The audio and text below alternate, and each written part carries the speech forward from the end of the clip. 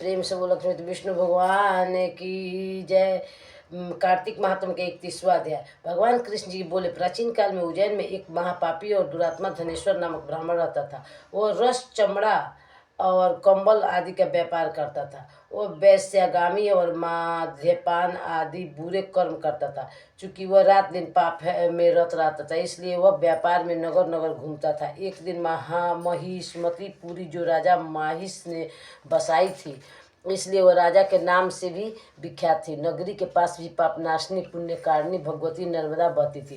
उस नदी के किनारे देश देशांतर से आए यात्री कार्तिक व्रत करने को कुछ दिन के लिए ठहरा करते थे। उन कार्तिक व्रत करने वाले प्राणियों को वहां ठहरा देकर वह दुष्ट धनेश्वर भी इधर उधर घूमता हुआ 1 मास के लिए वहां ठहर गया। अपने माल को बेचता हुआ वह नर्मदा नदी के तट पर घूमता हुआ ब्राह्मणों को देव पूजा रत देखता था।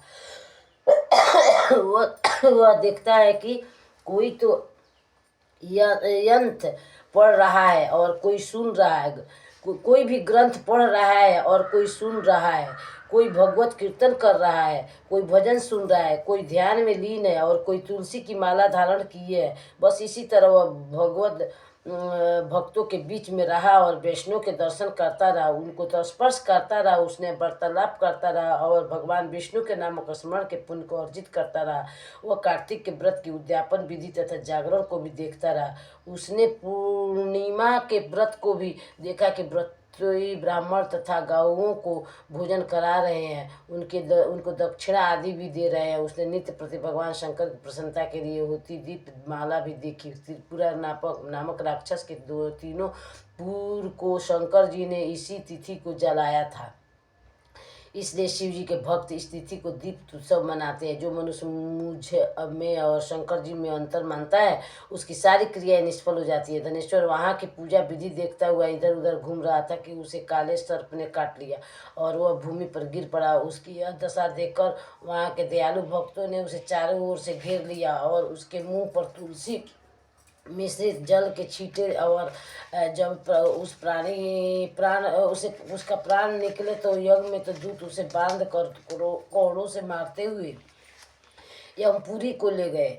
उसे देख चित्रगुप्त ने यम से कहा, इसने बाल्यकाल से लेकर आज तक बुरे काम ही किए हैं।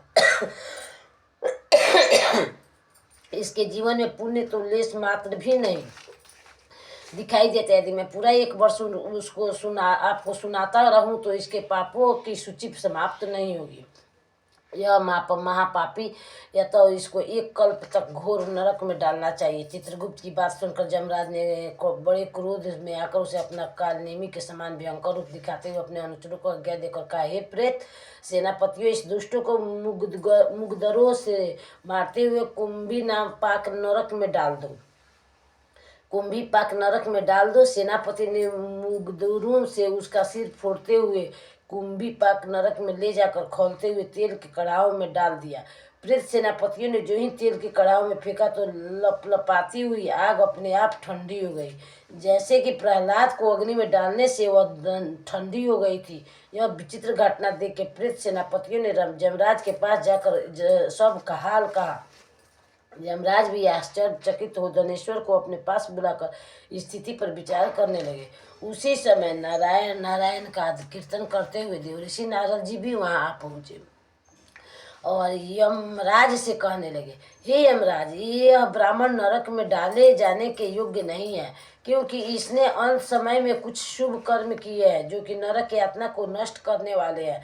जो लोग भगवत भक्त का दर्शन करते हैं, उनसे वार्तालाप करते हैं, उनका स्पर्श करते हैं, चाहे उन्हें कोई पुण्य कर्म न किया हो, सहज में स्वर्ग के अधिकारी हो जाते हैं। अतः धनेश्वर की पुण्यात्माओं के संग और स्पर्श से स्वर्ग का अधिकारी हो गया। अतः यह पुण्यात्मा है, इसे यक्ष योनि दो और केवल इसे पाप भोग करने वाले नरक दिखा दो। भगवान कृष्ण ने कहा। जब नारद जी ऐसा कहकर चले गए तो धनेश्वर के पुण्यात्मा समझाते हुए यमराज ने दूतों को उसे नरक दिखाने की आज्ञा दी। प्रेम से बोलो लक्ष्मी विष्णु भगवान की जय। कार्तिक महात्म के 31वां अध्याय समाप्त हुई।